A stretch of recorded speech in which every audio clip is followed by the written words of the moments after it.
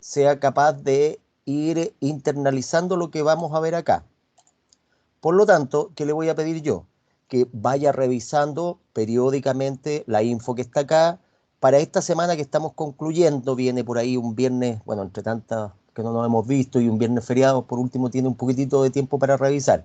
Quiero que por favor entre a la información que está acá de esta primera semana, péguele una miradita, no es tan complicado todavía, péguese una miradita a la panorámica general del mercado de capitales, que vamos a analizar algunas cosas ahora. Es harta información teórica y bien entendible. Entre a este foro del impacto del COVID-19 y responda de una respuesta al foro para que se vaya acostumbrando. Y este es el caso que vamos a analizar hoy día, el primer caso, para que vaya soltando la mano. Aquí hay algunos cálculos que se los voy a dejar para que usted los realice y los vamos a discutir después. Y posteriormente a esto vamos a trabajar una introducción al mercado de capitales, donde vamos a específicamente conocer algunos conceptos que vamos a estar aplicando. Además, hoy día les traigo una PPT, un PowerPoint, que no estaba colocado acá, me pareció atingente y viene después, pero preferí adelantarme, por eso que no lo tenía en la primera semana, y es un PowerPoint relacionado con el tema de costo de oportunidad. ¿Ya? ¿Se va entendiendo este minuto? No, no sé si me están escuchando. ¿Me escuchan, cierto? ¿Alguien Sí, que me profe. confirme? Sí, Todo, perfecto, todo perfecto. perfecto, Sí, profe, ningún problema. perfecto. Profe, Sí, tengo una duda. sí. Ayer había un chat dentro de la conversación, hoy día no aparece. Ah, acá lo voy a colocar yo el chat. Voy a entrar para acá y aquí tengo eh, Dentro el de la chat. sala de los videos. Aquí, usted me dice acá del Teams o Sí, del Teams. En el Teams. Aquí debería estar. Espérate, lo voy a colocar. Hola, colegas. Debería aparecer ahora, sí. No sé si lo están viendo. No, es que ayer nos salía una opción abajo donde decían mostrar participante, al lado salía mostrar chat y ahora no Mostrar. sale. ¿No sale mostrar chat? No. Oh, qué raro. Eso lo voy a consultar, ¿ah? Ya. Yo por lo menos tengo la opción. ¿Usted no la ve? No. Ya. De todas maneras, hasta que veamos eso, porque a lo mejor hay algún botón de deshabilitado suyo ahí. Yo creo que puede Vamos ser a... como una opción de cómo crear la sala, porque ayer en metodología tampoco el profe le salía como para nosotros, a nadie le salía el chat. La opción chat. Ya, voy a Sí, consultar eso. Mentiroso no soy, así que no me atrevo a darle una explicación ahora. Lo voy a consultar y cuando tenga la respuesta se las mando. Lo acabo de anotar acá. ya, Consultar profe. iniciación de chat. Por lo tanto, queda abierto el micrófono. Si alguien de repente tiene alguna duda en el camino, por favor, siéntase con la libertad de levantar la mano aquí, levantar la voz nomás y me consulta, ¿ok? Entonces, ahí vamos a ver el tema del tema del chat. Entonces, Ya, ya, profe. eh, ya, entonces, ¿qué es lo que quiero que analicemos hoy día? Como les decía, vamos a trabajar esta información, el costo de oportunidad. Vamos a partir con un concepto que es el concepto de costo de oportunidad. Y es clave para lo que vamos a analizar hoy día. ¿Qué significa costo de oportunidad? De hecho, por estar usted hoy día acá conmigo, en este minuto, deja usted de hacer otras cosas. Por ejemplo, pensemos en cosas un poco más complicadas. Por estar ahora en mi clase, en mi sesión, usted deja de trabajar un par de horas extras o deja de ir a trabajar. Es decir, la actividad que va a realizar conmigo en clases virtuales implica que usted ha tomado una decisión y esa decisión implica para usted que ha incurrido en un sacrificio. ¿Cuál es el sacrificio? Lo que dejó de hacer. Otra situación. Acaban de anunciar, bueno, ayer había, recuerden que la idea es que antes que entre a las clases de los lunes y los martes, usted tenga la oportunidad en la noche, antes de dormirse, escuchar las noticias. Por último, el último de la tanda de noticiero en el canal CNN o en el 24 horas, canal 24 horas, que da el último despliegue de noticias para que haga un resumen del día. Y una de las cosas que se hablaba ayer es que había un dejo en inglés se dice disappointed, hay un dejo así como de decepción por parte de los microempresarios, sobre todo, no de los grandes empresas, de los microempresarios, porque señalan que el sacrificio en que ellos van a incurrir por acceder a estas condiciones de crédito para poder ayudarlo en esta situación crítica que hay en la economía y que los bancos van a hacerlos a través de tipos de ayudas, entre comillas, ellos se consideran decepcionados. ¿Por qué? Porque consideran que en el fondo no los están ayudando. Ellos consideran, los microempresarios, la gran mayoría, que en el fondo están incurriendo en un sacrificio. ¿Cuál es el sacrificio? Por ejemplo, no van a pagar las cuotas que deben del préstamo. Me refiero a esta posibilidad de refinanciar. Recuerden la diferencia entre refinanciar y repactar. Y ellos reclaman, o la gran mayoría está reclamando, que en el fondo los bancos no le están traspasando un beneficio o no los están ayudando, que lo que están haciendo los bancos sencillamente, esto comillas, la fuente, siempre hay que citar la fuente son los microempresarios entrevistados, ellos señalan, abro comillas, que en el fondo están haciendo un negocio lucrando en esta situación crítica de los microempresarios. ¿Por qué? Porque en el fondo ellos van a incurrir en un sacrificio. ¿Cuál va a ser el sacrificio? Van a, comillas, dejar de pagar la cuota, que podría ser un beneficio, pero la van a, comillas, chutear, como dicen ellos, al final de la deuda. Es decir, si era un préstamo de 24 cuotas y ellos ya han pagado 10, la cuota que iban a pagar ahora, las 10, la van a pagar al final. O sea, va a ser la cuota 25. Entonces alguien diría, bueno, eso es maravilloso. El problema es que los bancos les van a cobrar los intereses correspondientes, que sería de toda justicia, porque en realidad a nadie lo obliga a usted a pedir dinero al banco. El tema que hablan ellos es que en el fondo están incurriendo en un tremendo costo de oportunidad. Y ayer varios microempresarios que los entrevistaron durante el día, por lo menos que lo escuché, hablaban del costo de oportunidad de enfrentar esa situación. Y finalmente, cuando usted, por ejemplo, toma sus ahorros, todo lo que tenía ahorrado para irse de vacaciones, por ejemplo, comprarse un auto y decide invertirlo en el negocio, incurre en un costo de oportunidad. En el mercado de capitales estamos incurriendo constantemente en costos de oportunidades. Por lo tanto, que vamos a entender como costo de oportunidad en términos teóricos. Vamos a entender como el costo de oportunidad a el sacrificio, ¿ya? O el costo en que se incurre al tomar una decisión y no otra.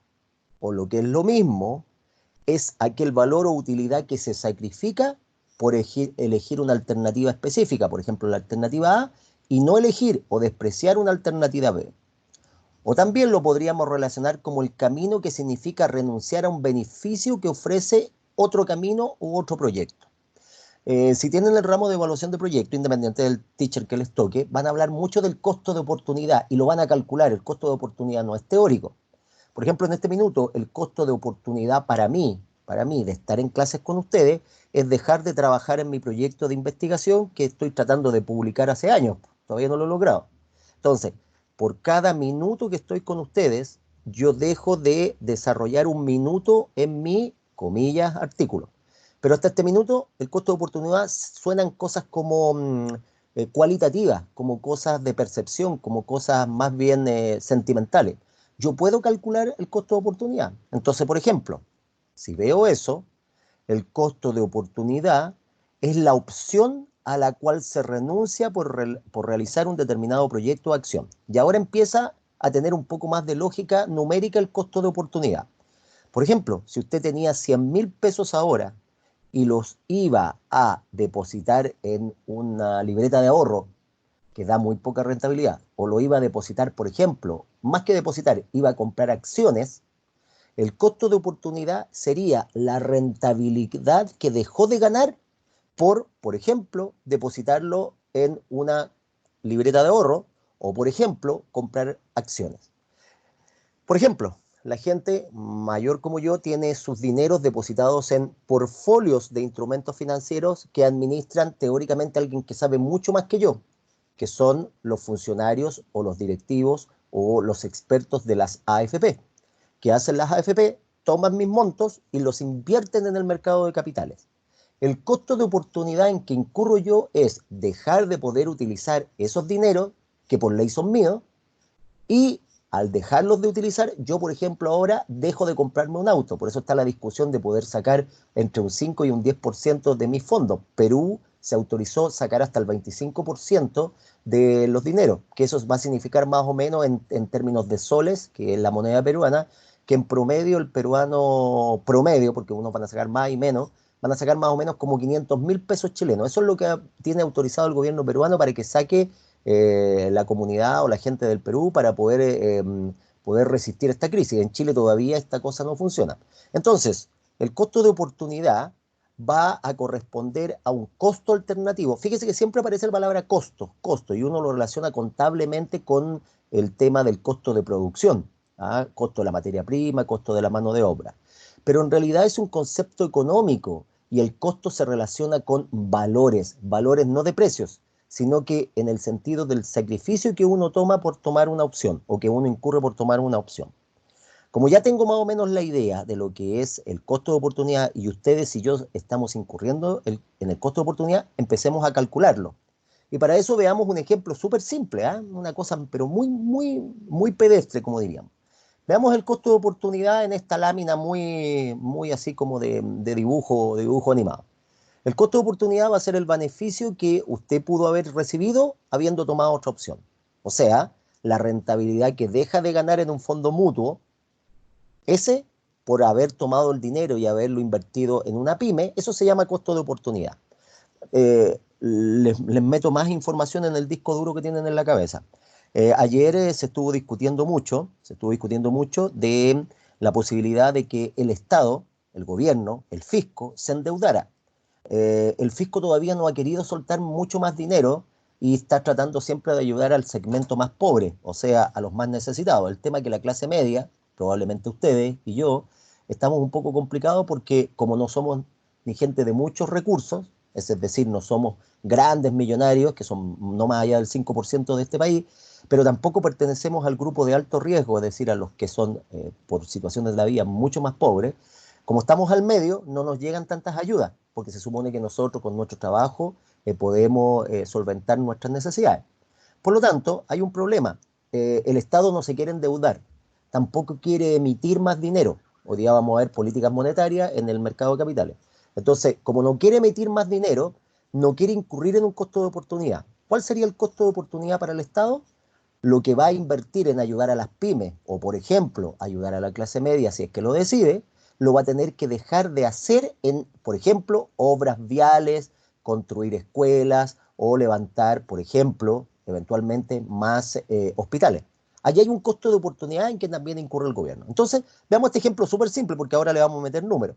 Si yo tengo una cuenta de ahorros o dinero guardado en mi colchón, tengo dos opciones. La primera opción es gastarme, por ejemplo, los 100.000 pesos y me podría comprar un par de zapatillas o cualquier artículo que ni siquiera es de primera necesidad. Tengo una segunda opción. La segunda opción es más indirecta, la primera es directa, tengo inmediatamente el bien, llevémoslo a una empresa, inmediatamente tomo ese dinero y lo invierto en levantar una planta, como va a ser el caso Sommer que vamos a ver ahora. Y mi segunda opción es tomar el dinero, no consumirlo ahora, nótense el concepto, no consumirlo, no consumirlo, y ahorrarlo.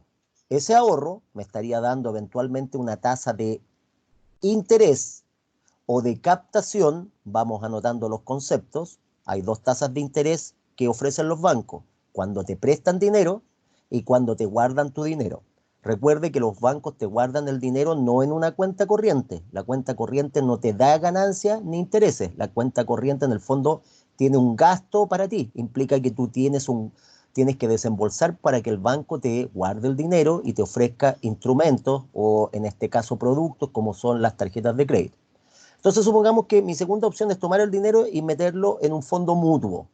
Vamos a escuchar las palabras porque después vamos a empezar a trabajar cálculos de fondo mutuo y todo eso. El banco me está ofreciendo un 2%. Por lo tanto, si yo mi segunda opción la tomo, al 2% de mis 100 pesos me estaría dando un interés en dinero, o sea, una ganancia de 2 pesos o el 2%. ¿Cuál va a ser entonces el costo de oportunidad de ocupar mi dinero, mis 100 pesos, en comprarme zapatillas en vez de depositarlo? Va a ser lo que dejo de ganar por haberme comprado las zapatillas. ¿Y qué dejé de ganar? Dejé de ganar un 2%, es decir, en términos económicos, 2 pesos. Por lo tanto, se me genera un costo de oportunidad y ese costo de oportunidad se puede valorizar. Pero el costo de oportunidad también está asociado a un riesgo. ¿Por qué? Porque técnicamente yo puedo calcular cómo obtener ese costo de oportunidad. Y ahí aparece un modelo clásico, desarrollado por dos ganadores del Premio Nobel de Economía. Estamos hablando de señores de los años 40, ¿eh? Así que lo que estamos enseñando y que está todavía en boga en los mercados mundiales son fórmulas y cálculos que ya se realizaron hace por lo menos unos 60 años y todavía están en boga. Esta fórmula que está acá es la fórmula del KPM, puede que la hayan visto en otro ramo, sería lo ideal, si no ahora la recordamos. Las letras pueden variar, ¿eh? Depende del texto, esto es como el clásico. La fórmula de KPM, la traducción en castellano, en inglés es Capital Asset Pricing Model. Capital Asset Pricing Model. La traducción es media bruta, es media Tarzán. Capital, activo, como pricing es como poniendo precio, modelo. Entonces la traducción, en realidad la interpretación es modelo de valorización de activos financieros. Y esta fórmula se utiliza para determinar el costo de oportunidad o el sacrificio por haber tomado su dinero y, por ejemplo, haberlo invertido en un proyecto. Esta fórmula permitiría calcular en este minuto para el Estado cuál es la rentabilidad que deja de obtener el Estado, si lo vemos como una empresa, por ocupar el dinero en ayudar, por ejemplo, a los microempresarios. Esta fórmula le permitiría a usted calcular la rentabilidad que deja de ganar por estar en mi clase o la rentabilidad que deja de obtener por trabajar o por estudiar en vez de trabajar. ¿Cuáles son los elementos clave de esta fórmula que usted la va a estar calculando? Uno de ellos se calcula con covarianzas, por lo tanto implica un cálculo estadístico que teóricamente usted lo sabe. Igual yo acá le voy a ir recordando cosas, los datos se los voy a ir dando en la primera parte y usted después los va a ir calculando. KI en algunos libros aparece como K sub E, en otros aparece como KI. Aquí yo le puse el que aparece en la mayoría de los textos. KI va a estar dado por RF más beta por RM menos RF. Esto que está acá, esto que está en el paréntesis, esta diferencia entre RM y RF, donde RM es la rentabilidad promedio de mercado, es decir, la rentabilidad esperada que están dando los mercados. Por ejemplo, la rentabilidad que están dando en este minuto los portfolios de inversión, por ejemplo, las acciones en la bolsa de comercio. En este minuto está súper complicado calcular esto, porque como la economía está siendo tan golpeada, los datos que está entregando estadísticamente la economía tienen mucho nivel de error, de riesgo. Por lo tanto, obtener un costo de oportunidad, es decir, lo que voy a dejar de ganar por tomar una decisión en este minuto es muy riesgoso. Los que están más sufriendo en este minuto son los fondos de pensiones, específicamente las administradoras de fondos de pensiones, porque primero, como están trabajando vía teletrabajo, significa que la gente ahora de alguna manera está como más conectada, se ha interesado más en conocer qué está pasando con sus fondos de pensiones. Entonces en este minuto los fondos de pensión han perdido en promedio un 25% de rentabilidad. O sea, tranquilamente alguien que tenía 10 millones en su bolsillo o en su cuenta pudo haber perdido tranquilamente casi 1 millón de pesos, o por lo menos un porcentaje importante. Los elementos que tiene la fórmula. KI va a ser el costo de oportunidad de los accionistas. El concepto de accionista aquí se refiere al dueño del dinero. RF va a ser la tasa libre de riesgo. ¿Qué significa la tasa libre de riesgo? Significa la rentabilidad más baja que me estaría dando un activo, por ejemplo, una libreta de ahorro, pero tiene menos riesgo. Si yo invierto en acciones, que después las vamos a ver en detalle, tienen más riesgo que invertir o depositar mi dinero en una libreta de ahorro del Banco del Estado. Me va a dar muy poca rentabilidad, pero muy poco el riesgo, es decir, la probabilidad de perder dinero. El RM va a ser la rentabilidad promedio de mercado y beta, que va a ser la covarianza del retorno de la acción respecto al retorno del índice de mercado, en el fondo me va a dar el riesgo que hay asociado en la economía del país, en la industria, en el área de negocios donde estoy yo metido, y eso me va a dar un ponderador, me va a decir qué tan riesgoso es. Ejemplo, yo en este minuto debería pedirle a la clase del profe Segovia que me diera la siguiente rentabilidad. Es claro que el profe no les puede pagar, pero los que, por ejemplo, iban a trabajar o tenían algún trabajo, aunque sea part-time, y ahora no pueden trabajar, o pudiendo trabajar, están obligados a quedarse en mi clase para pasar el ramo, dicen, bueno, yo me quedo en la clase del profe Segovia si la rentabilidad que me entrega, el costo de oportunidad, lo que me va a entregar la clase del profe Segovia es mínimo igual a lo que me daría, por ejemplo, a mí como ganancia, como beneficio, el quedarme dormido o descansando en cama con un cafecito, viendo la tele o viendo una película. Allí hay una rentabilidad, quizá no en dinero, pero hay un bienestar. Entonces, ¿qué es lo que le dice usted? Yo me quedo a la clase del profesor Segovia, lo escucho siempre y cuando el profe en su clase me dé como ganancia, como rentabilidad mínimo, lo que me daría haberme quedado en cama. Pero yo quiero algo más, pues si me voy a levantar y por último a sentarme en el comedor a ver la clase del profe o a tratar de entenderlo, quiero algo más. Lo que yo quiero es un premio y ese es el premio. También se llama la prima o la ganancia o también se llama el beneficio del negocio, ¿ya? Este premio está dado por lo más que podría obtener usted. Por ejemplo, lo más que podría haber ganado hoy día es haber ido a trabajar. Digamos el ejemplo que usted trabajaba. Pero como usted ya tiene una rentabilidad mínima que quiere, que es, por ejemplo, acostarse a dormir, entonces usted dice, la prima por el riesgo está dado por la diferencia entre lo máximo que habría obtenido y lo mínimo que habría obtenido yo. La diferencia es la ganancia, pero hay un riesgo. ¿Cuál es el riesgo? Por ejemplo, el riesgo sería, en términos para usted, de que como no fue a trabajar, justamente el jefe hoy día le iba a dar un bono. El riesgo es que si no llega a la clase, justo el profesor hoy día hizo, por ejemplo, un cálculo con nota. Ahí tenemos el ejemplo de lo que es el KPM. Veamos un ejemplo, probablemente lo ha visto o ya lo ha calculado. Veamos este ejemplo de acá. Y veamos este ejemplo acá. ¿Ya? Estoy en un Excel, ahora voy a hacer un cálculo. Veamos el cálculo acá, bien simple. El cálculo no tiene mucha complejidad, es muy simple. Lo que importa es la interpretación, porque con esto vamos a empezar a trabajar con divisas en el mercado de capitales. Cálculo de costos de oportunidad. Entonces, por ejemplo, pensamos que usted tiene una inversión en este minuto disponible de, pensemos, de 100.000.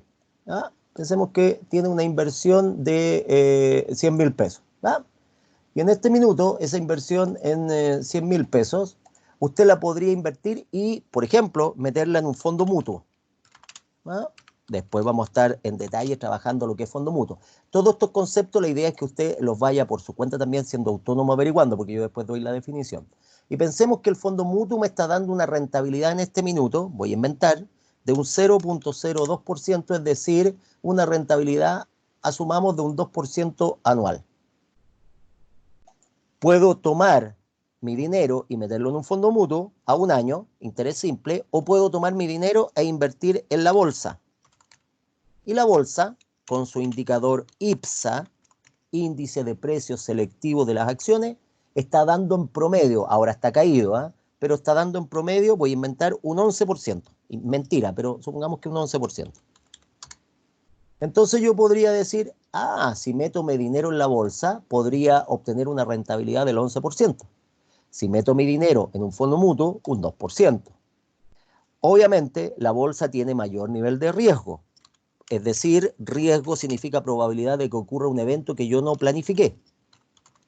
Y sin lugar a dudas, depositarlo en un fondo mutuo, en la tasa ahí yo la puse exagerada porque no es tan grande, pero tiene menor riesgo. Riesgo no es necesariamente que me vaya mala, riesgo es de repente que me vaya mucho mejor de lo que yo esperaba y haber invertido menos. Por ejemplo, alguien me dijo, oye Osvaldo, invierte en una fábrica o mete plata en una fábrica que construya o fabrique o manufacture todo el tipo de equipamiento para hospitales.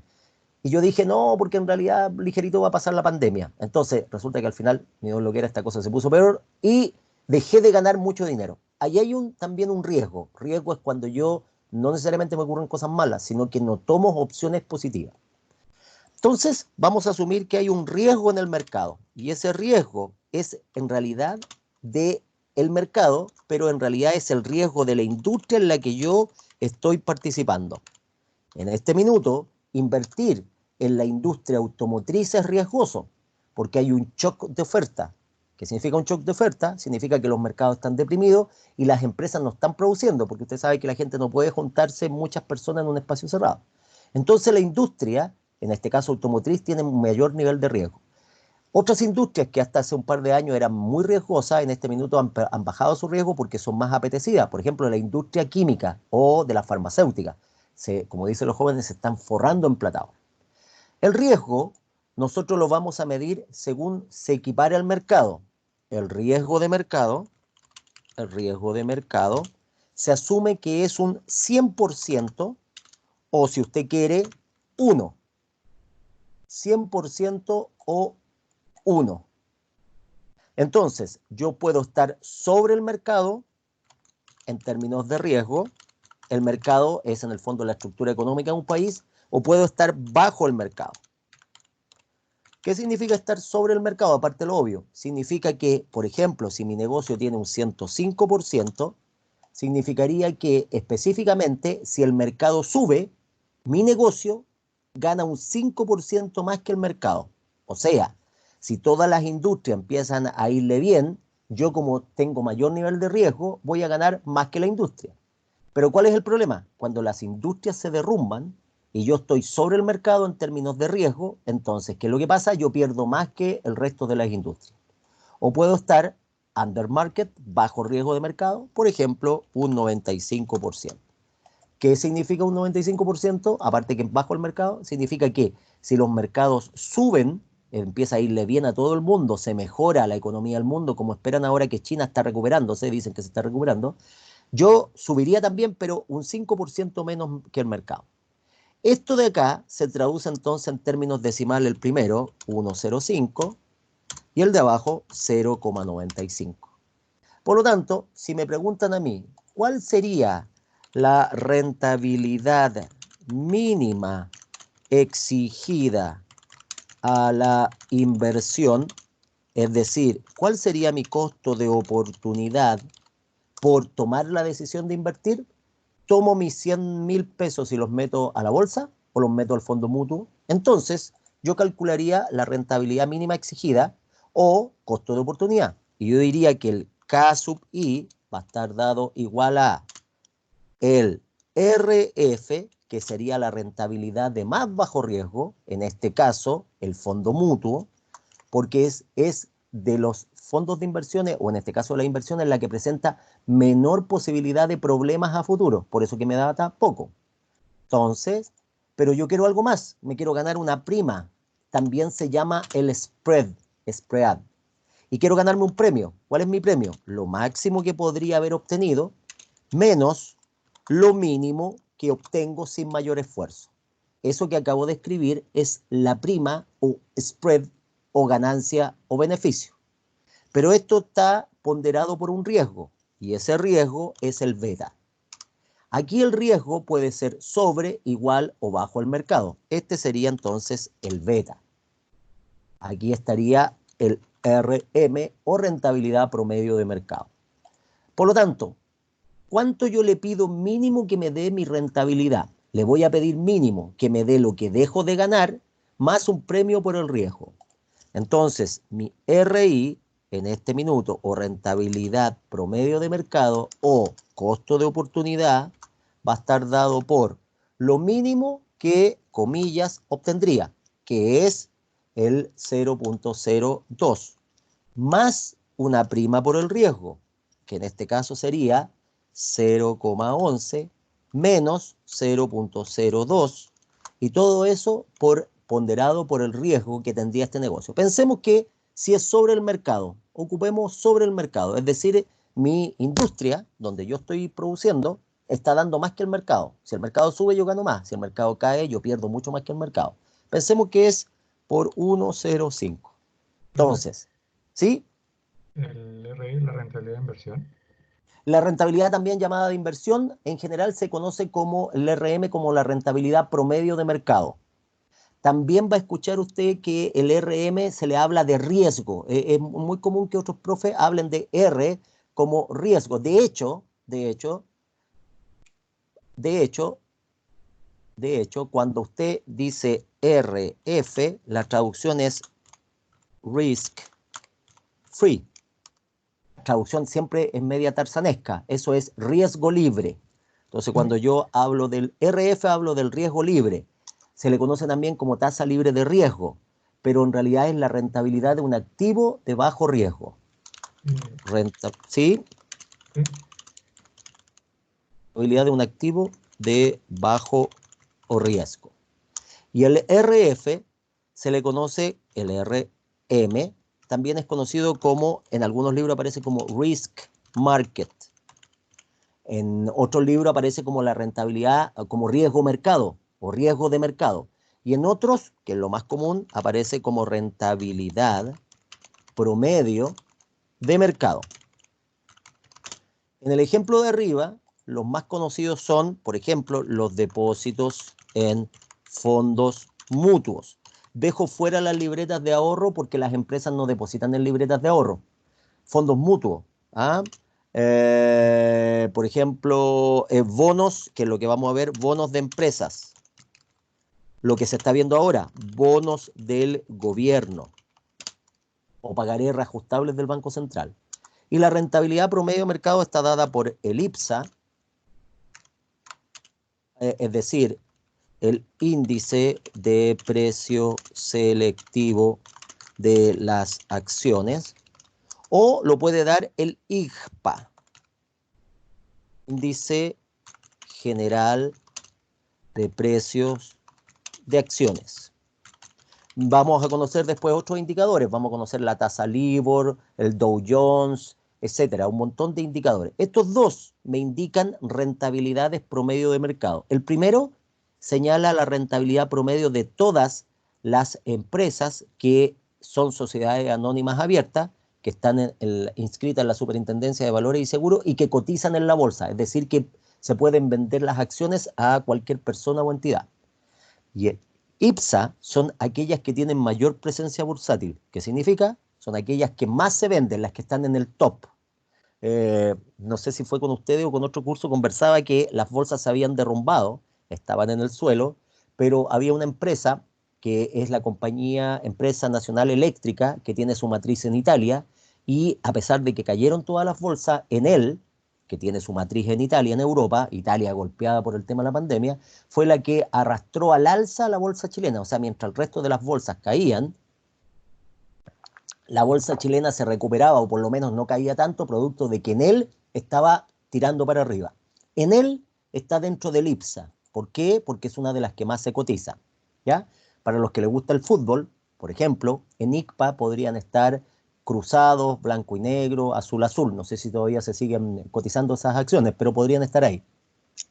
Resultado entonces, si yo coloco los datos tal como están ahí, la rentabilidad de bajo riesgo, la prima o spread y el riesgo de mercado o beta me está dando 0,1145. ¿Cómo lo interpreto? La interpretación es lo importante. Digo que lo mínimo que le voy a pedir yo, mi costo de oportunidad, a tomar mis 100.000 pesos y invertirlos en un fondo mutuo o ponerlo en la bolsa de valores, o en tercer lugar, invertirlos, por ejemplo, en una empresa o en un emprendimiento, yo voy a decir, mínimo quiero ganarme el 2% que me da un fondo mutuo más un premio o spread. ¿Por qué premio o spread? La diferencia, porque ya tengo asegurado un 2%. ¿Cuál es mi ganancia o premio? La diferencia. La diferencia son 9%. Entonces yo digo, mínimo le voy a pedir el 2% que me está dando un fondo mutuo, lo de menos riesgo, más un 9% que me daría el premio aparte por irme a la bolsa de comercio. Pero como hay mucho riesgo en la bolsa por lo que está pasando con los mercados mundiales, yo voy a ponderar ese riesgo por un 1,05, es decir, voy a estar un 5% sobre el mercado. Raya para la suma, para tomar la decisión yo digo, ok, yo acepto el desafío de invertir, por ejemplo, en un proyecto, en una empresa, pero que quiero mínimo que me dé como mínimo un 11,45%. Si el negocio no me da un 11,45%, entonces yo no tomo la opción de irme a ese negocio y me quedo en lo que estoy haciendo. En este minuto las empresas están en esta situación. No sé si han escuchado hablar de que Starbucks, ahora que es una transnacional tremenda, se le está acusando de malas prácticas con los trabajadores porque está dejando de pagar los sueldos. Con o sin razón, acuérdense que nosotros aquí vamos a ser analistas financieros. El tema del corazón en este curso es importante tenerlo, pero tenemos que ser objetivos con nuestros cálculos. Si nos ponemos en los zapatos de los dueños de Starbucks, ¿ah? Que es súper censurable lo que hacen de dejar a los trabajadores sin su remuneración y su fuente de trabajo, pero si nos metemos en los zapatos netamente financieros, ellos dicen, ok, yo sigo operando con mis cafeterías Starbucks siempre y cuando el negocio como tal en los países me dé un 11,45%. Tomo mis 100 millones de dólares y los invierto en algo de menos riesgo o lo invierto en la bolsa de valores de algún país específico, acuérdense que Starbucks tiene presencia mundial, y que dicen, ok, Chile me da más de un 11,45, sí, entonces yo sigo invirtiendo en mis cadenas de cafeterías Starbucks en Chile. Me está dando menos, me está dando un 10, entonces cierro mis cadenas en Chile. Aquí tenemos un ejemplo donde el costo de oportunidad nos permite tomar decisiones de carácter financieras en el mercado de capital. Antes de pasar a lo siguiente, en los minutos que nos van quedando, ¿algún colega tiene? Esto teóricamente lo vieron en algún otro ramo. Si no, bueno, perfecto, ahora lo conocimos. ¿Ah? No es más que esto. Lo complicado, colega, no complicado, pero donde de repente hay que trabajar, que lo van a tener que hacer, es calcular estos valores, el alfa, perdón, el beta. Esto es lo que hay que calcular con covarianzas, que se puede hacer también ocupando aquí Excel. Eso también lo vamos a repasar. Antes de pasar a la siguiente lámina, ¿algún coleguita tiene alguna duda con esto? Me explayé acá porque esto es clave, lo vemos una vez y nos olvidamos de este tema. ¿Algún coleguita tiene alguna duda? Don Cristian, doña Pilar, don Diego, don Gonzalo. Eh, Profe, yo una consulta. En el caso que planteaba de Starbucks, por ejemplo, ¿Sí? ahora estamos hablando de un costo de oportunidad más bien matemático Yes. y depende del tema de la bolsa, pero en el caso de Starbucks, el costo de oportunidad no nos lleva un poco más a un tema legal, o sea, implica también, ¿vale la pena el dejar de pagarle a los trabajadores, invertir en alguna otra cosa? A costa de que me voy a llevar una demanda por incumplimiento de contrato. Claro, la observación que hace el colega es muy interesante y de hecho aquí, si bien es cierto, en mercado de capitales vamos a analizar, vamos a darle hincarle el diente a la parte de cálculo, no es también menos importante señalar las implicancias que hay desde el punto de vista sociales, comunicacionales que de alguna manera van a redundar en el impacto. Lo que dice el colega estoy completamente de acuerdo. Es verdad que el costo de oportunidad, a lo mejor en términos numéricos, no es conveniente para Starbucks operar, pero hay un impacto mayor en términos comunicacionales, sociales y de sanción social. Recuerde que el mundo, y sobre todo Chile en los últimos meses, Chile a partir del 19 de octubre, el tema social es muy sensible. Por lo tanto, la imagen que se está creando en la mayoría de, por lo menos los chilenos promedios sobre Starbucks, es equivalente a la imagen que se crearon para los que son animalistas o que son veganos o que tienen cierta cultura sobre la alimentación respecto de McDonald's.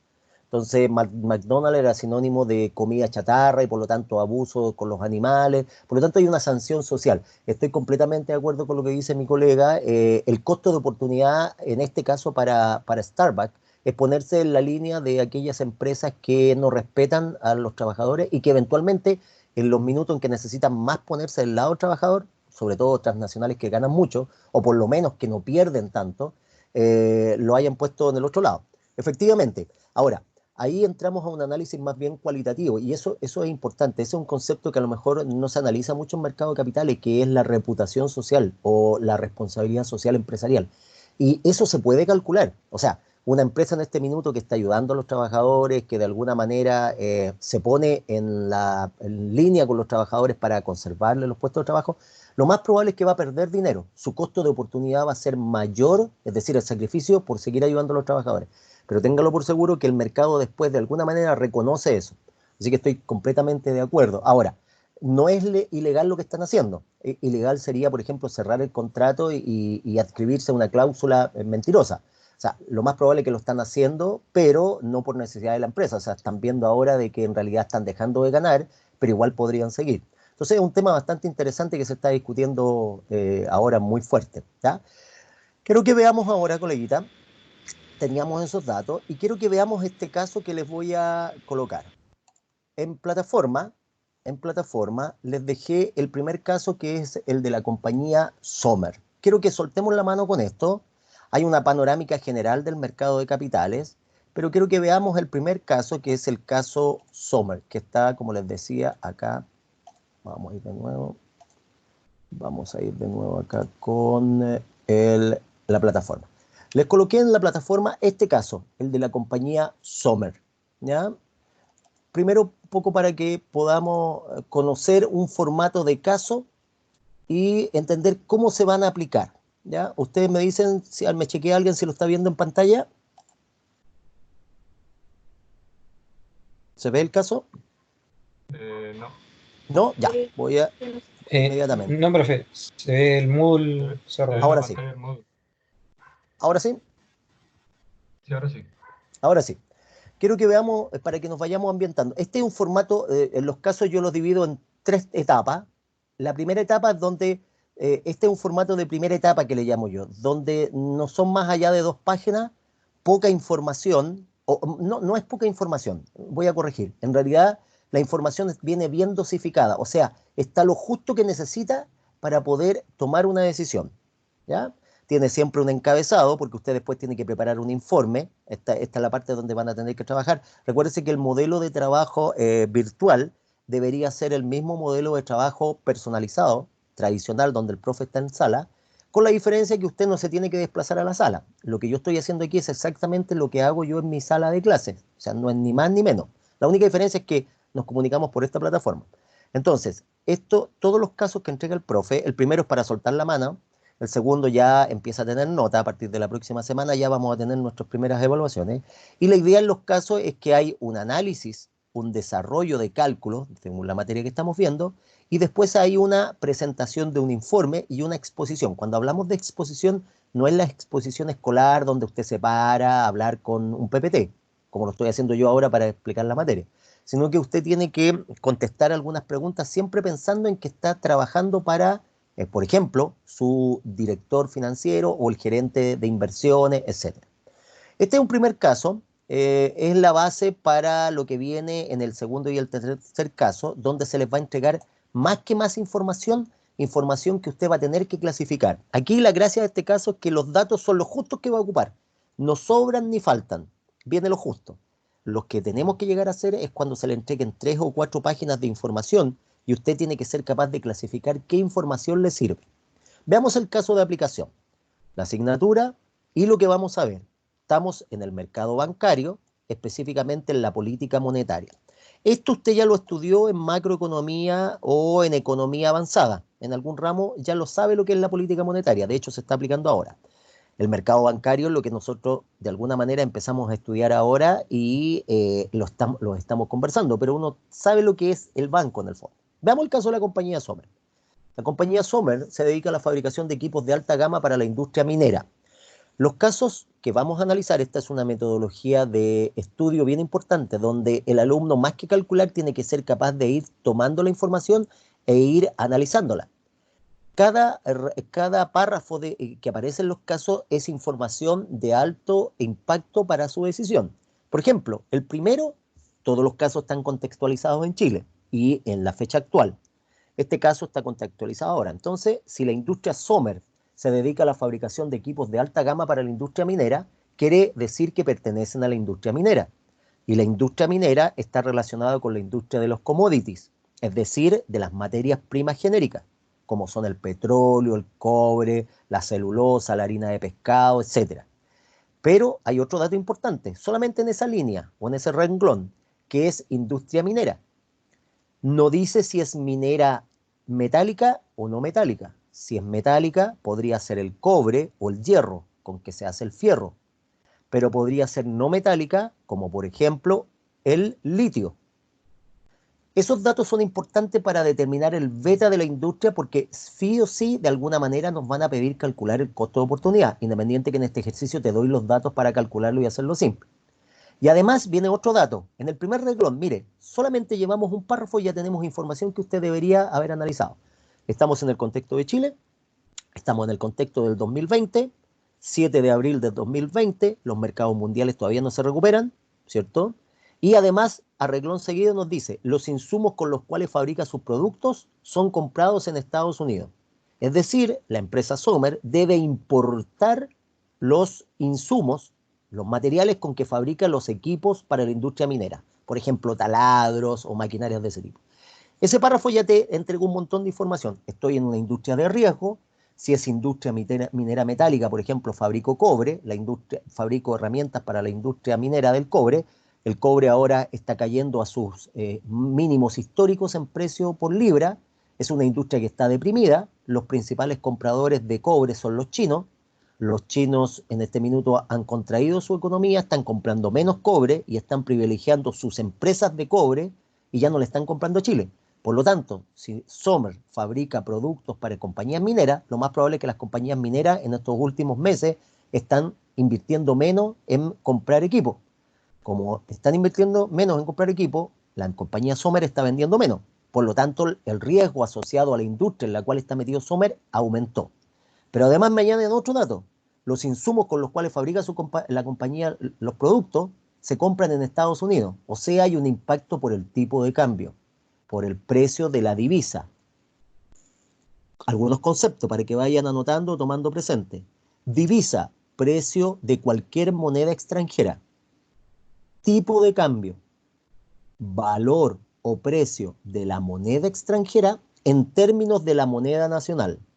Se parece, pero no son lo mismo. Vamos a usar bien la parte técnica. Recuerde que después cuando lo evalúe en sus exposiciones o en sus defensas, que duran 5 minutos con algún análisis, con algún análisis de mercado, le voy a medir su lenguaje técnico. Entonces, el tipo de cambio en este minuto podría ser, voy a inventar, 856 pesos por dólar.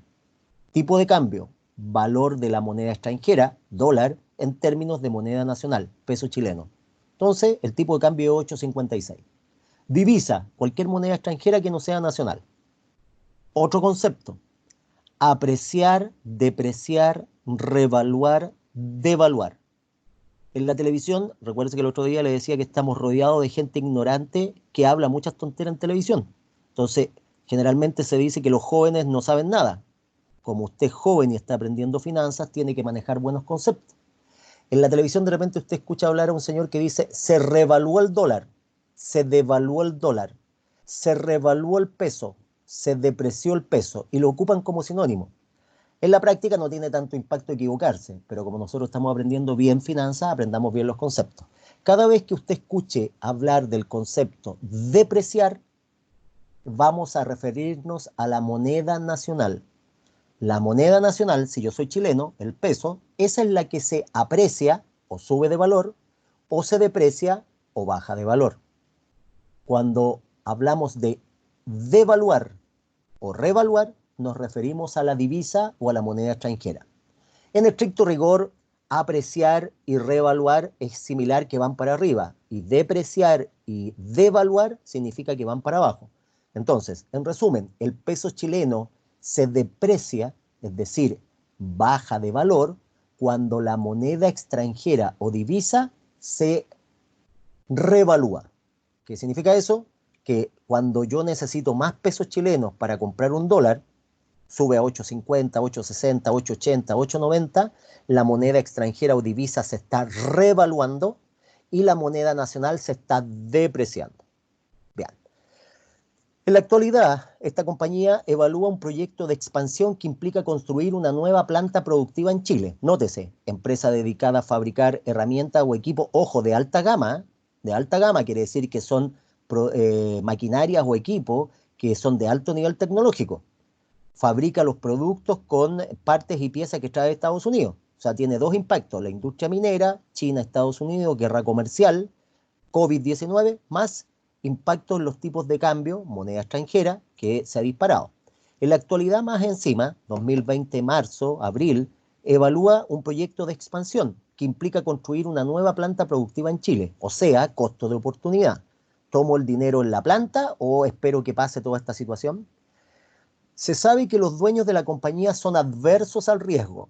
Otro concepto, significa que ellos evitan el riesgo, tienen una personalidad más bien conservadora. Y esto lo hacen o lo tienen presente en las inversiones que realizan. Es decir, ellos, si pueden, tratan de evitar el riesgo.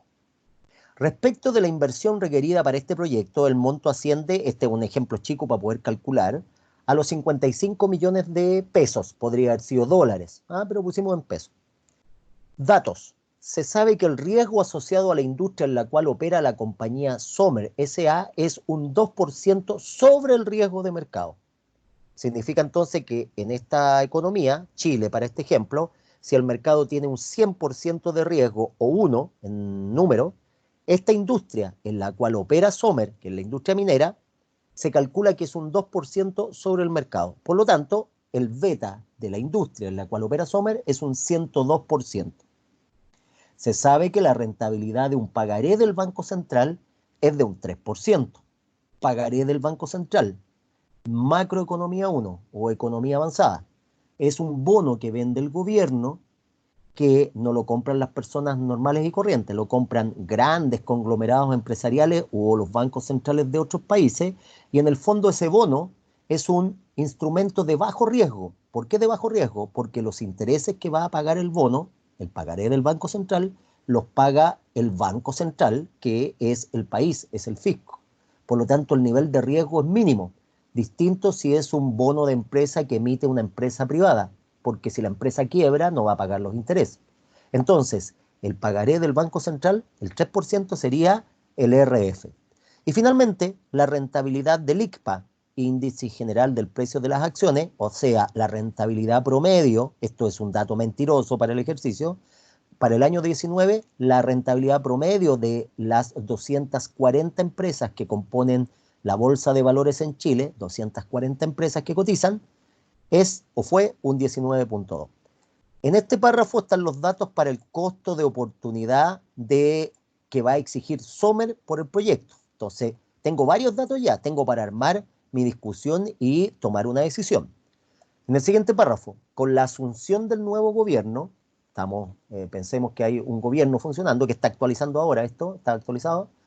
Se sabe que el Ministerio de Hacienda ha señalado que teniendo en presente la caída en el dinamismo de la economía del país, producto primero del estallido social y luego de la pandemia por el COVID-19, deberá aplicar una política monetaria que permita estabilizar la economía del país. Nos aparece un concepto clave que usted ya vio, economía, caída de la economía, pero por sobre todo nos aparece el concepto de política monetaria que debe aplicar. Detengámonos un poquito aquí y me ayudan ustedes con algunos conceptos. Y la idea es que enciendan sus micrófonos para pedirles la opinión a algunos coleguitas. Ya, esto es lo que la idea uno vaya haciendo. Los cálculos vienen al final, ¿eh? Son cosas simples, o sea, simple porque usted ya lleva años aquí estudiando con nosotros, o por lo menos varios semestres. Quiero entonces que veamos algunas cosillas, coleguitas. Eh, no es interrogación, pero para que vayamos un poco, me vayan apoyando.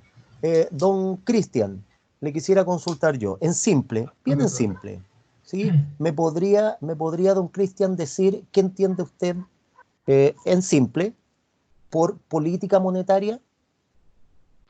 Política monetaria ¿Mm? es como la política que va dando el banco al valor de la moneda o ¿Ya? a través de las empresas ¿Ya? o Y de, cuando o de hablamos de la, banco, cuando hablamos de banco, don Cristian, ¿se refiere a los bancos al, comerciales no, privados o al Banco Central? al Banco Central. Bien, está relacionado, está interesante la idea. A ver, don Diego, si me escucha don Diego, cuando habla don Cristian de que Ujú. hablamos de que está relacionado con el Banco Central, cuando hablamos de política monetaria, eh, nos referimos específicamente a una tasa de interés. ¿Cómo se llama esa tasa de interés? Si hay alguien nos puede aportarnos esa interrogación. ¿Cómo se llama la tasa de interés que aplica el Banco Central y a quién se le aplica el Banco Central? Pregunta abierta para don Cristian, don Gonzalo, don Diego, doña Pilar, el que quiera contestar. Participe, ¿ah? No hay aquí ni respuestas malas ni buenas. ¿Cómo se llama la tasa de interés que aplica el Banco Central y a quién se la aplica?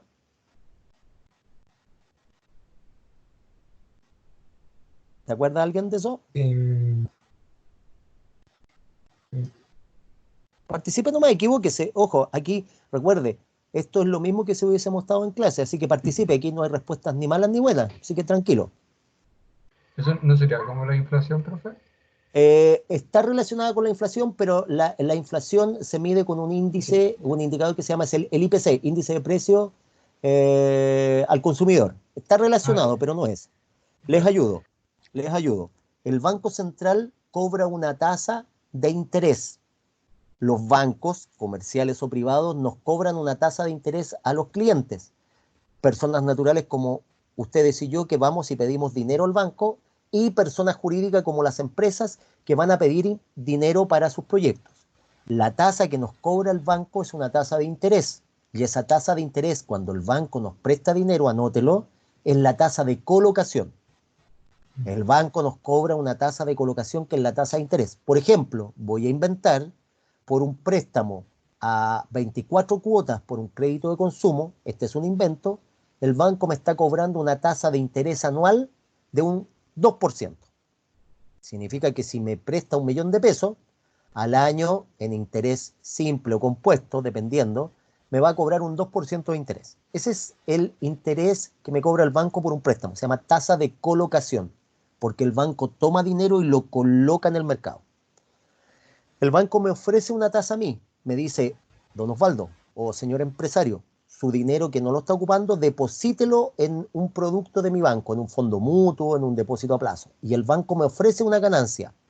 Esa tasa que me ofrece el banco por guardar mi dinero se llama tasa de captación, porque el banco capta dinero. Captación, la que te ofrecen por guardar tu dinero. Colocación, la que te cobran por prestarte dinero. Esos son los bancos comerciales. Volviendo a nuestra conversación, el Banco Central también le presta dinero, pero ¿a quién? A los bancos comerciales. De hecho, el Banco Central les dijo a los bancos comerciales, si les falta dinero, pídanme a mí. No les dijo de esa manera tan personal, pero si necesitan dinero, yo les puedo prestar. Y yo les presto dinero a ustedes, bancos comerciales, en la medida que ustedes le presten dinero a la gente. Entonces, el banco me presta dinero a mí como microempresario para poder salir de esta crisis, o me presta a mí, Osvaldo Segovia, para poder llegar a final de mes, poder pagar el auto, qué sé yo, y el dinero que me presta a mí, ese banco se lo pide prestado al Banco Central. Obviamente la tasa que cobra el Banco Central, por ejemplo, voy a inventar un 0,5%, y el banco me va a prestar a mí con un spread o ganancia, 1,5%. Entonces en la pasada el banco se va a ganar un 1%. Esa tasa que el banco cobra y que de alguna manera rige a la economía es la tasa de política monetaria o TPM, tasa de política monetaria. Entonces, si volvemos a nuestro caso, que está acá, si volvemos a nuestro caso, fíjese, a continuación se presentan los estados financieros de la compañía a diciembre del 2019. Estos son los estados financieros. Obviamente es un ejemplo ficticio porque es muy poco dinero para una empresa que está en este rubro de la minería. De hecho, usted aquí ya podría sacar alguna información. Tuvo un ramo, no sé si el ramo se llamaba así, pero en un ramo usted estuvo viendo análisis financiero, estuvo viendo cálculos de ratios de liquidez, endeudamiento, por lo menos conoce la idea. Aquí con esta información usted podría sacar algunos ratios. Le dieron el balance y el estado de resultado solo del año 2019. Esto es una foto, así que puedo que esta foto sea muy buena, o sea, fue un año muy bueno, o pudo haber sido un año muy malo. De acuerdo a la información anterior, recuerde toda la información que tiene.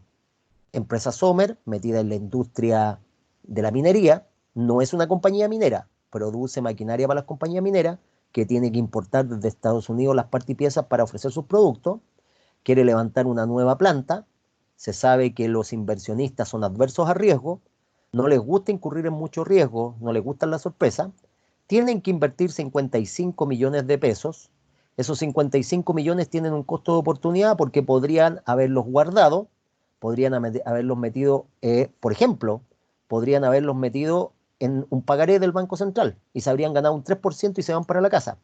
O podrían haberlo invertido en la bolsa y se habrían ganado un 19%. Entonces la pregunta es, ¿ellos van a incurrir en un costo de oportunidad?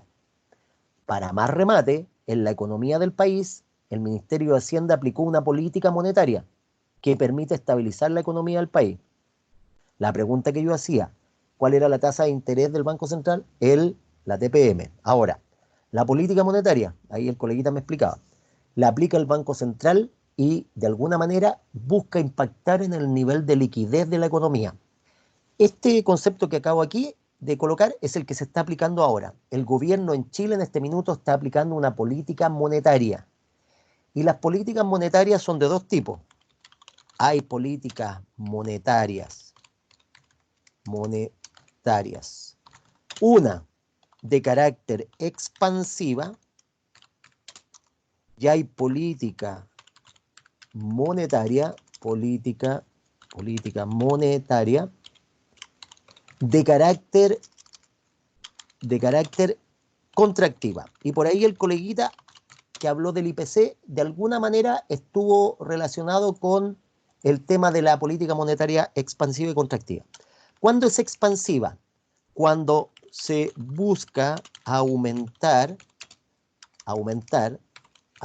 la liquidez, o sea, la cantidad de dinero en el mercado.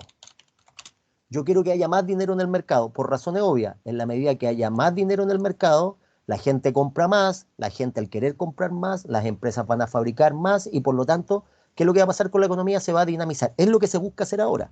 Por eso es que los microempresarios están gritando todos en coro que si no les llega el dinero luego van a quebrar. Y los microempresarios, recuerden la estadística, vamos a corregir algunas cosas que se hablan erróneamente. En la economía se dice que las pymes dan mano de obra o trabajo al 70%. Eso fue hace aproximadamente unos 10 años atrás. En la actualidad, las pymes están dando mano de obra aproximadamente a un 46-48%. En otras palabras, las pymes han perdido terreno en el mercado. Entonces, esto es un tema para la discusión. Es por eso que a lo mejor ahora a las pymes se les mira así con más cuidado por el nivel de riesgo que tienen. Las grandes empresas, que son pocas en Chile, no más allá del 10% de todas las empresas que hay en Chile son catalogadas como grandes empresas, es decir, que facturan muchos millones de pesos, ellas le están dando aproximadamente mano de obra al 48%. Antes era más o menos 70-30, o sea, las pymes eran muy importantes, pero ahora existe mucho lo que es el emprendedor y el trabajo por cuenta propia. Una política monetaria contractiva, que es lo que se busca disminuir la liquidez, pero en el fondo se busca disminuir la inflación. ¿Cuándo hay inflación? Cuando los precios suben. Y cuando los precios suben, en el fondo es porque hay mucho dinero, entonces la gente es capaz de gastar, gastar y gastar. En este caso, el gobierno, y aquí dejo para que los últimos minutos me ayuden, el gobierno debería aplicar una política monetaria contractiva o expansiva, coleguita. Yo creo que expansiva, profe. Expansiva, ¿cierto? Eso es lo que busca. ¿Y cómo va a aplicar una política monetaria expansiva el gobierno? Y aquí viene, esto estamos repasando macroeconomía, y eso se logra, ¿de qué manera? Bajando la denominada TPM. ¿Qué es lo que va a hacer? Al bajar la tasa de política monetaria, el Banco Central les va a cobrar menos a los bancos comerciales o privados por prestarle dinero él. Entonces le va a decir al Banco Chile, al Banco BCI, señores bancos, yo les presto dinero, ¿para qué? Para que ustedes le presten a la gente. Si antes les cobraba un 1%, ahora les cobro un 0,5%, porque la TPM, tienen que estar atentos con las noticias, bajó de un 1 a un 0,5. ¿Ya? Estados Unidos la bajó a 0. En este minuto, el Banco Central norteamericano, que tiene un nombre que se llama la Reserva Federal o la Federal Reserve, le está prestando dinero a los bancos privados norteamericanos a una tasa del 0%. O sea, le está pasando el dinero y le dice, tome el dinero, ocúpelo, páseselo a la gente para que echemos a andar la economía norteamericana. En Chile, la tasa estaba en un 1, bajó a un 0,5 y los bancos comerciales pueden ahora endeudarse con el central. Obviamente que los bancos comerciales no nos van a cobrar el 0%, por eso es que la gente se siente un poco decepcionada con los bancos comerciales, porque dicen, el Banco Central les prestó prácticamente un 0,5% y ustedes me van a prestar un 3%. O sea, se están aprovechando también de mi nobleza, de mi dolor. Bien, las preguntas. De acuerdo a la información anterior, ¿qué se pide? Se pide determinar el impacto que podría tener para el proyecto una política monetaria que eventualmente aplique el gobierno. En este caso, como dijo muy bien la colega, se va a aplicar una política de carácter expansiva. Voy a bajar la tasa de política monetaria y por lo tanto voy a tratar de que la gente pida dinero. En otras palabras, podría salir más barato ir a pedirle dinero al banco. Necesito 55 millones. ¿Cómo podría ser el impacto? Pregunta 2. analice la viabilidad del proyecto, es decir, el proyecto de instalar una nueva planta, ¿cierto? En Santiago, en Chile, donde sea, una planta productiva, dada toda la situación que se está ocurriendo en los mercados mundiales, etcétera, y se le pide analizar la viabilidad para los que tienen o van a tener o tuvieron el ramo de evaluación de proyecto. Viabilidad está relacionado con el tema económico. Cuando hablamos de factibilidad, viene del griego facto, que significa hecho. Entonces, cuando hablamos de factibilidad de un proyecto, de una inversión, es si se puede hacer, si tengo las herramientas tecnológicas para hacer el proyecto, abrir un túnel, por ejemplo, o las herramientas financieras. Eso es factibilidad. Cuando hablamos de viabilidad, hablamos de la probabilidad de ganancias en términos económicos. En el fondo, la traducción es que se analice la posibilidad de que el proyecto de levantar la planta tenga ganancias, nos entregue beneficios, nos dé dinero, nos dé plata, pero teniendo presente la situación económica mundial y del país.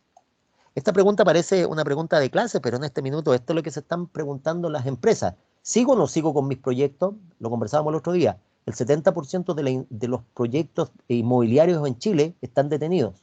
El 70% se paró.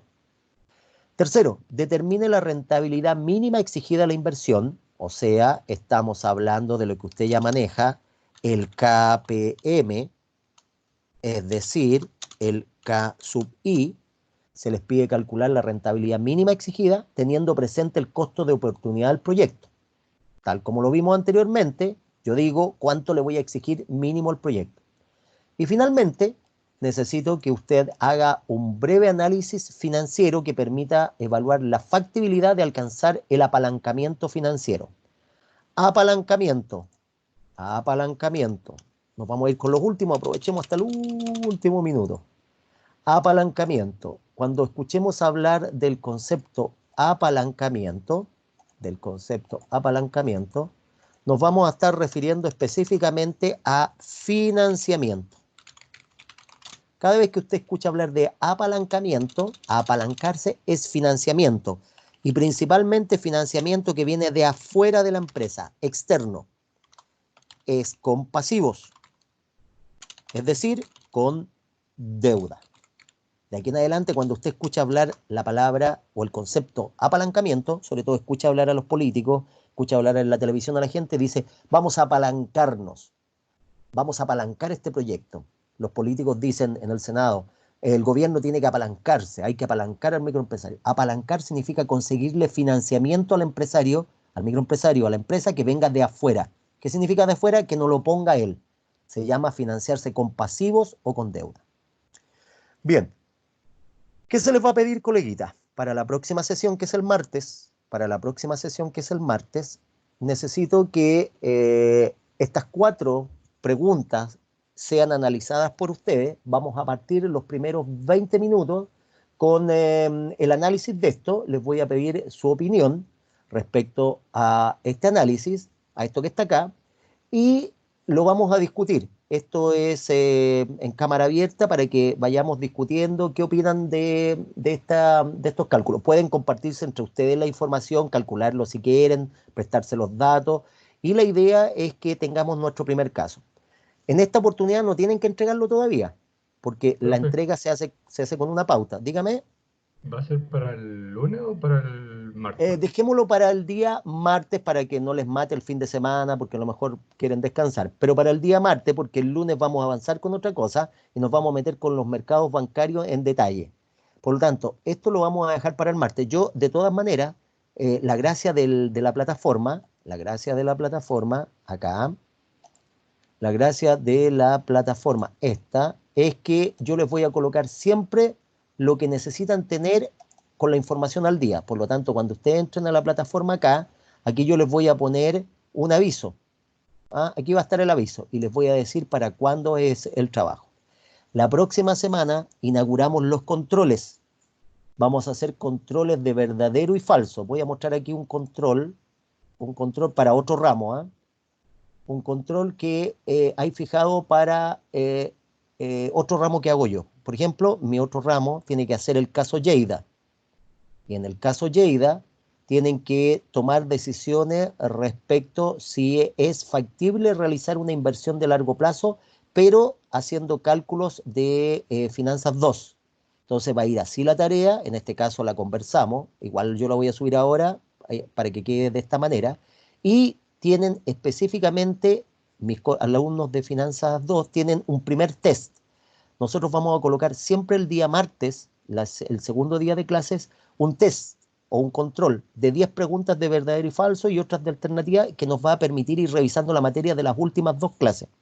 Este test, que es para finanzas 2, usted va a entrar acá cuando lo tenga ingresado y se va a desplegar esto. Entonces va a decir, el siguiente test tiene por objetivo repasar los conceptos principales, en este caso de presupuesto de capital y flujo de caja, en el caso de nosotros de mercado de capitales, y he visto en las sesiones online y que el estudiante revisó los apuntes subidos a Moodle. Para cada una de las afirmaciones, marque B si considera que la afirmación es verdadera o F si considera que es falsa. El cuestionario no estará disponible hasta el viernes 24. Yo les voy a abrir este cuestionario para la segunda clase los últimos 20 minutos y usted lo contesta online. Tiene un tiempo máximo entre 15 y 20 minutos. ¿Ya? Entonces, por ejemplo, ¿cómo usted lo va a ver? Va a dar clic aquí, capaz que ya lo haya hecho con otro profe, y va a ir marcando para la pregunta si es verdadero o falso. Te marca. Y le va a aparecer la evaluación al final y la retroalimentación. Vamos a ir acumulando todos estos test o quiz y eso nos va a generar una nota más los casos que usted va a ir analizando. ¿Ya? No sé si hay alguna duda que tengan mis queridos coleguitas antes de ir concluyendo. Consulta. ¿No? ¿Ya? Don Gonzalo, don Diego, No, profe, no, mi por acá no. coleguita Pilar. ¿Estamos? ¿Estamos? ¿Tienen otra clase ahora? Marketing estratégico.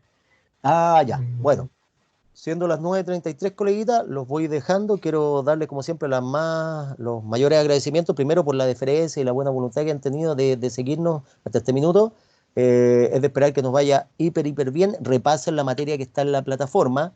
Lean, por favor, el caso y el martes lo vamos a discutir los primeros 20 minutos y el martes al final tenemos nuestro primer quiz, control o cuestionario, como lo quiera llamar. ¿Estamos? Estamos, profe. Bien, Profe, queridos nos vemos. coleguitas. Que tengan un excelente fin de semana. Cuídense mucho, don Cristian, doña Pilar, don Gonzalo, don Diego. ¿Ah? Un abrazo y nos vemos si Dios nos dispone otra cosa. Chao, Nos colegas. vemos, profe. Chao, Que profe, esté nos bien. vemos. Chao.